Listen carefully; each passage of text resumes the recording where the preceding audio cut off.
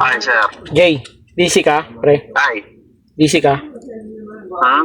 Busy ka ba? Hindi naman. Sa bahay lang. Hindi, may tatanong lang kasi ako.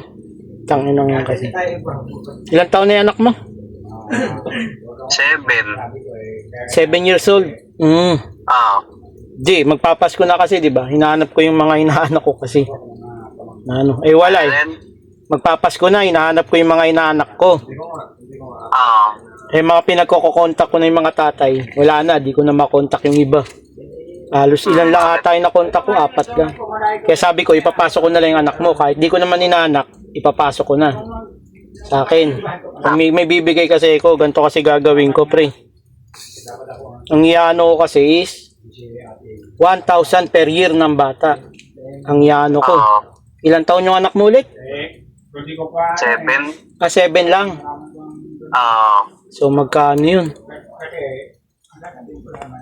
1,000 per year. 7,000. No? 7,000. 7,000 per year. Ang laki niyan na. Parang blood control din yan ah.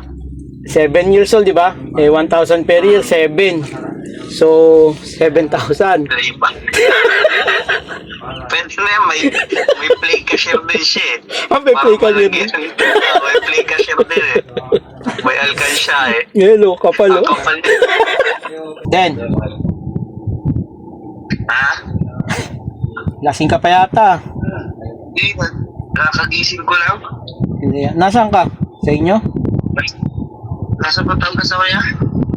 Uy, Di. Naano kasi yung mga inaanak ko eh. Nagkukumpleto na ako kaya inahanap ko na. Ah. Ilang taon yung ano? Inaanak ko sa'yo? 2. 2 years old na ba yun? Ay, sige. Ganito kasi gagawin ko. Eh, wala na eh. Kaya puro busy na rin sa trabaho. Di na ako makabili ng mga pangregalo. Ang anin ko na lang. 1,000 per year ang gagawin ko na lang. Pamimigay ko na lang. Gano'n na lang, pre. Kaya ano.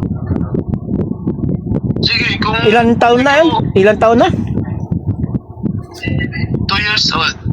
2 years old. Yung panganay ko. 2 years old lang, no? Sige. Grabe ah.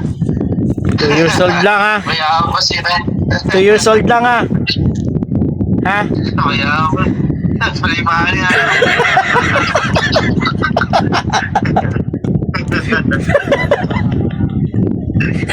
Kala ko kung ano niya. Ayok na yun. May pangit pala.